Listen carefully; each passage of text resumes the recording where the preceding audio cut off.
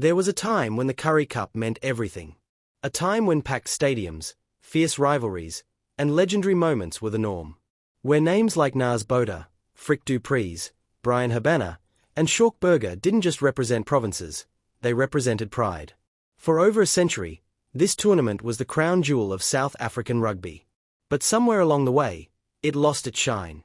And now, we have to ask ourselves, did SA Rugby kill the Currie Cup? And if so, is there still time to make it great again? Let's rewind to where it all began. The Currie Cup is the oldest rugby competition in South Africa, and one of the oldest domestic rugby competitions in the world. Its roots stretch back to 1891, when the British Isles rugby team toured South Africa. After one of their games in Kimberley, Sir Donald Currie, the owner of the Union Castle shipping line, donated a golden trophy to the South African Rugby Board. His wish: that the best provincial side in South Africa should hold it each year as a symbol of rugby supremacy. That trophy became the Currie Cup. And that gift sparked a legacy. The first official Currie Cup tournament was held in 1892, with Western Province winning the inaugural competition. Over the decades, it became far more than just a trophy. It became a symbol of provincial pride.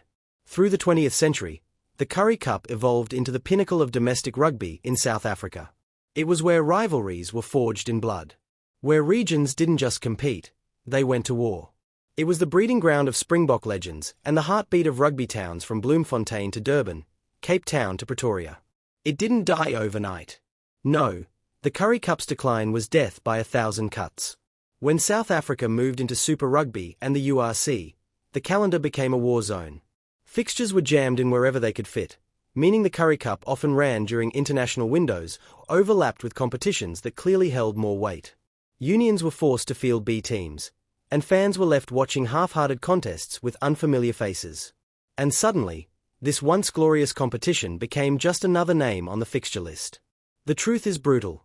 The Currie Cup became a development tournament, and not by choice. It became a stepping stone, a placeholder. What used to be the stage for South Africa's fiercest talent battles became a training ground. Fans noticed. Players noticed. Even the broadcasters noticed. Viewership tanked. Attendance plummeted. And the once roaring pride of South African domestic rugby faded into a whisper. The Springboks rarely played Currie Cup anymore, and without them, the event lacked stardust. People want to watch their heroes. When the Sharks won the Currie Cup in front of an empty stadium, it wasn't just a sign of the times, it was a symbol. A trophy that once drew tears now barely drew tweets. And here's the thing, it's not the players' fault. It's not even the fans' fault. It's systemic. South African rugby's leadership prioritized international revenue, chasing deals in the Northern Hemisphere, aligning with the URC, and securing Springbok test windows. That made financial sense. But in doing so, the Currie Cup became collateral damage. Subscribe, like and comment for more rugby stories. The unions are under pressure too. They've got budgets to balance, coaches to pay, development systems to run, and suddenly, they're expected to field competitive Currie Cup sides without their top-tier players. It's not sustainable. That's why you're seeing more young, untested squads wearing the jersey, not because there's no talent, but because the real names are elsewhere, playing URC or warming benches during Bok duty. Even past legends are speaking out. Former players who bled for their provinces now openly admit the Currie Cup doesn't feel the same. The prestige is gone. The atmosphere is gone. And most damning of all, the meaning is gone. When the people who built the foundation of your sport no longer see the tournament as worth watching, that's a red flag. But it's not too late. We can rebuild it. We can bring back the magic. But it'll take a serious shake-up, not just a press release and a promo video. The first step? Timing. The Currie Cup needs its own window, no overlap with the URC or test matches. Give it the breathing room it deserves. Let fans focus. Let coaches plan. Let players show up without choosing between commitments. Secondly, we have to shift how the Currie Cup is marketed. The modern rugby fan doesn't just want to watch games. They want stories, narratives, rivalries, player arcs. We need to inject drama back into the tournament, highlight the unknowns, the comebacks, the promising schoolboys turning into pros. Build the legends of tomorrow today. And here's the golden ticket, the Springboks. They may not be able to play, but their voices still carry weight. Imagine Sia Khaleesi breaking down a clash between Western Province and the Sharks. Imagine Handré Pollard talking up a young fly-half who reminds him of himself at 20. That's how you build intrigue. Use their platforms to spotlight players, hype matchups, and reignite fan passion. But there's more we can do. Content creators, the unsung heroes of modern sport, need to be given access. Real access. Exclusive interviews with rising stars. Player profiles that dive into backgrounds, struggles, dreams. Let creators tell the stories the mainstream media misses. Create shareable moments. Build hype where there is none. Let the fans discover new favorites. Because right now, most of them couldn't name the current top scorer in the Currie Cup, and that's a tragedy. And what about the matchday experience? It needs to evolve. Rugby can't just be about 80 minutes anymore. Make it an event. Live music. Food markets. Kids' rugby clinics. Meet and greets. Let fans feel like they're part of something bigger than just a game. When families make memories at the stadium, you're not just building a fan base, you're building a culture.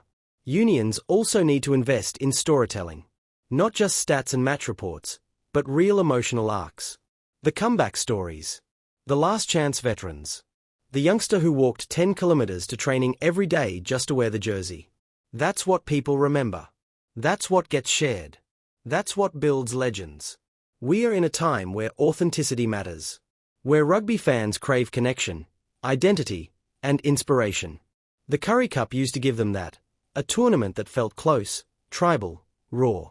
We need to strip it back to those roots. Make provincial pride matter again. Remind people what it means to bleed for your colors, even if the cameras aren't rolling. And finally, it's about leadership. SA Rugby has to decide whether the Currie Cup is a historic relic or a vital part of the future. Because right now, it's floating in limbo. And no tournament survives in limbo. Either invest in it, or admit you're phasing it out. But the worst option is pretending nothing's wrong while everyone watches it decay in real time. If we get this right, the benefits ripple far beyond just the Currie Cup. A stronger domestic competition breeds better URC engagement. If fans connect with a player during Currie Cup season, they're far more likely to follow their journey into the URC. More emotional investment means more ticket sales, more jersey sales, more full stadiums. This is how you keep the South African rugby machine pumping.